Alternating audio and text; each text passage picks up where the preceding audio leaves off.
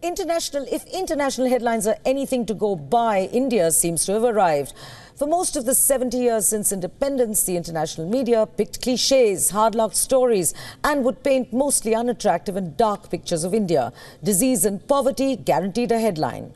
India's then modest space program never qualified, but India has come a long way since then. Earlier today, I put together the selection of what the media are saying in this next report. For the exotic picture, there were Maharajas, fakirs on nail beds and snake charmers. For reinforcing the horrors, there was disease, illiteracy, poverty, and who didn't love a good famine? That was India, as reflected in the foreign media since attaining independence from the British and for much of the past half-century. A German newspaper reporting on a visiting Indian PM? Unlikely. Or a daily in Singapore running an in-depth piece on why Mr. Modi is travelling to the United States? Unheard of. But along with Prime Minister Modi's suitcases, India is now making it to a motley media headlines across the world. Take Germany, a country with no historical links to India, unlike Britain. German Chancellor Angela Merkel and India's PM Modi see eye to eye over many issues, ran a headline during the PM's visit to Germany last month in top German daily Frankfurter Allgemeine. Modi in Germany, Merkel wants closer cooperation with India, ran another on German television channel ZDF's website. The interest in the Indian PM's movement seems sustained. The PM's impending itinerary takes him not to Singapore, but the United States, and yet the Asian country's Straits Times ran an in-depth analysis. But it's not just India's massive consumer market that is attracting interest. Even Yoga Day found its place in the sun. No shame to bend over backwards. Millions celebrate World Yoga Day, ran a headline in Germany's noted business magazine Manager. Recently, even the cautious New York Times had rare words of praise for India, a country it has often slammed for its bad air. But times seem to have changed most of all in a country which was treated as a pariah by India, given the latter's support for Palestine for the major part of the past half-century, Israel, where Prime Minister Modi will land in early July. Both the Times of Israel and the venerated Jerusalem Post and a host of others have kept Modi and India firmly in their headlines. From an outcast to a permanent presence in the international media, India has come a long way. And going by comments by various economic analysts about a megastar who carries charisma wherever he goes, a certain Indian Prime Minister may have a lot to do with it. Padma Rao, WION. We're now joined by Senior Associate for South Asia at the Asia Programme, Michael Kugelman.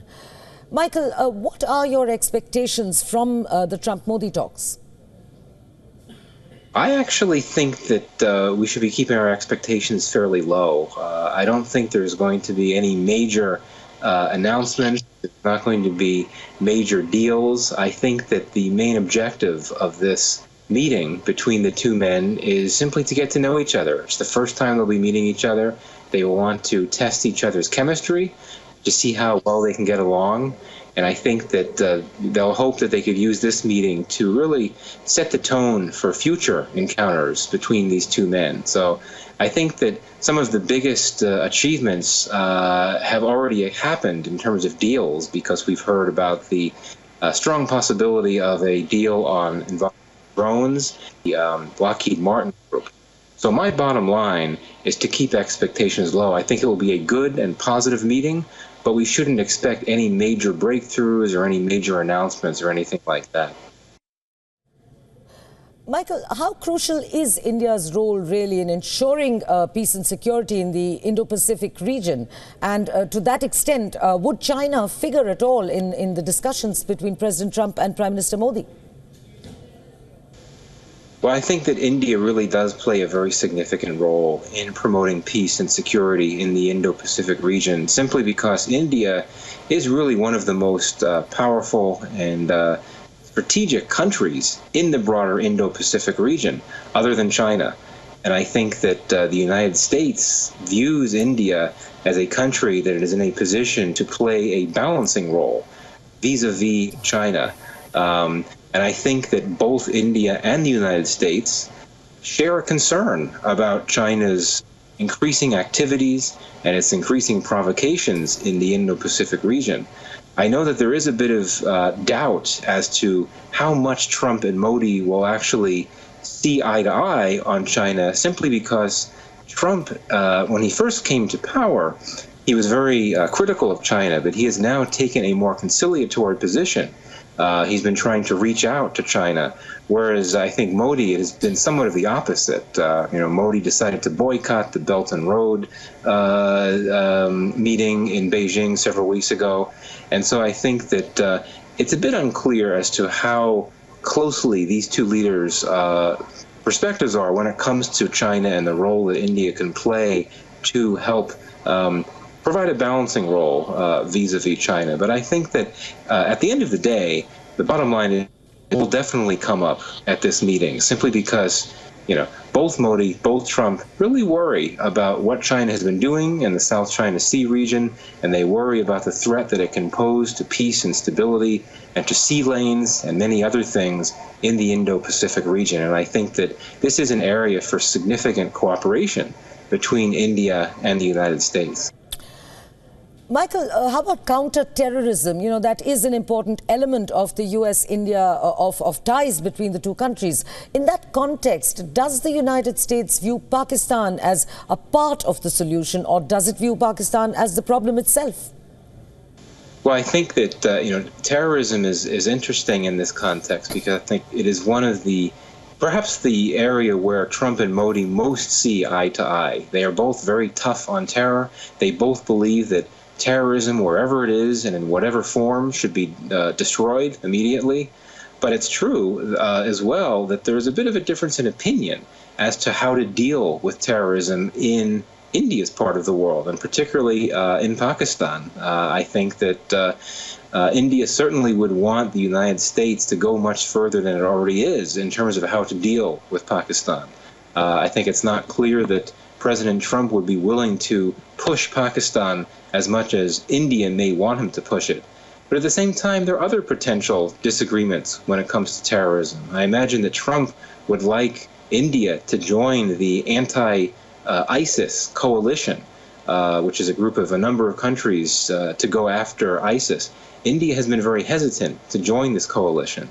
So there's an irony here. Both Modi and Trump share a very strong agreement about terrorism and how it needs to be eliminated wherever it is. But when you get a bit deeper into the issues about how to deal with terrorism, you start to see what could be some disagreements or divergences of viewpoints. Well, President Trump has said that a new Afghanistan policy will be unveiled in July. What might such a strategic policy review entail, Michael? Well, I mean, what we do know is that the Trump administration will be sending several thousand more troops to Afghanistan. What I've heard, it sounds like a bit under 4,000 new troops will be going to Afghanistan. This will be accompanied by a broader strategy. To this point, it's not quite clear what it's going to be. I imagine what it will entail is efforts to take into account the regional considerations, which I think will involve trying to respond to what the Trump administration views as nefarious and unhelpful activities by Russia and Iran to essentially provide support to the Taliban. I imagine that the Trump administration strategy will also involve dealing with Pakistan. First of all, I think in an effort diplomatically to get Pakistan to take action against the Haqqani network and Afghan Taliban leaders on its soil. And if that doesn't work, perhaps to then take a harder line and send drone strikes into Baluchistan, for example, to go after Afghan Taliban leaders. I also hope that the strategy will entail working more closely with the Afghan government, which is very vulnerable and precarious now. And I do believe that the Trump administration very much values the role that India plays in Afghanistan. And I think that the Afghanistan strategy that Trump comes out with will try to figure out ways that the U.S. and India can work more closely in Afghanistan, which would probably involve economic cooperation and things like that. And this would be a difference from the Obama administration. I think that the Obama administration maybe did not appreciate as much the role that India plays in Afghanistan and was not as willing to try to work more closely with India to get it to do even more in Afghanistan, again, mostly in a non-military context. Looking at India's ability to provide a lot of economic support, development support, training programs, and the like. Michael, sources have been telling WION that it's Russia now that is helping the Taliban. What could be the possible reason behind this? Well, certainly there have been comments, mainly from the U.S. military, suggesting that the Russians are providing support, including military support, to the Taliban. And there are really two theories for why that may be happening. One theory is that Russia is very worried about the growth of ISIS in Afghanistan and that it is therefore providing support to the Taliban to essentially push back against the ISIS. In other words, by strengthening the Taliban, which is an enemy of ISIS, then you could make ISIS weaker. The other theory is that Russia simply wants to make life difficult for the United States in Afghanistan by providing support to the main U.S. enemy on the ground in Afghanistan, that being the Taliban. Honestly, I really don't know 100% what the case may be, though I would unfortunately contend that Russia is a revisionist power. It is a country that is very intent on undercutting the United States. It wants to reduce U.S. influence. And so in that regard, I would not be surprised if Russia is providing support to the Taliban, even as Russia continues to deepen its relationship with the government in Kabul. And in that regard, I think that Russia could be doing the same thing that Iran and Pakistan are doing, and that is playing a double game in which these countries essentially provide support to the Afghan government, but they also provide support to the Taliban, which I think is meant to push back against the United States and really also perhaps meant as a hedging strategy. All of these countries, Russia, Iran, Pakistan, many others, they see the possibility of the U.S. withdrawing from Afghanistan at some point. And if that were to happen, these countries would want to be able to say they had some semblance of good relationship, not only with the government in Afghanistan, but also with non-state militant actors like the Taliban. That was Michael Kugelman. Thank you, Michael.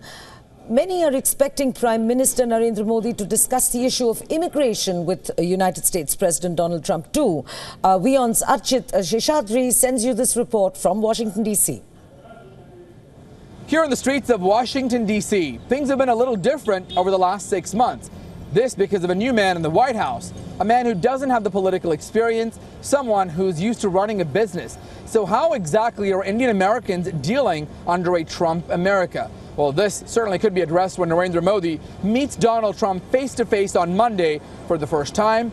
So how exactly are they going to quell fears about an anti-immigrant stance, about making sure that no one is left out? In fact, earlier this year, there was a lot of fear about anti-crimes and anti-hate after an Indian was shot and killed in Kansas, Srinivas Kuchibhotla. So that is a big question, a big worry for many people who say they're not sure. There's a little bit of anxiety there about how migrants and minorities will be treated here for the next 4 years, and how exactly will they be able to chase their American dream. Reporting in Washington, D.C., Archit Seshadri, WION.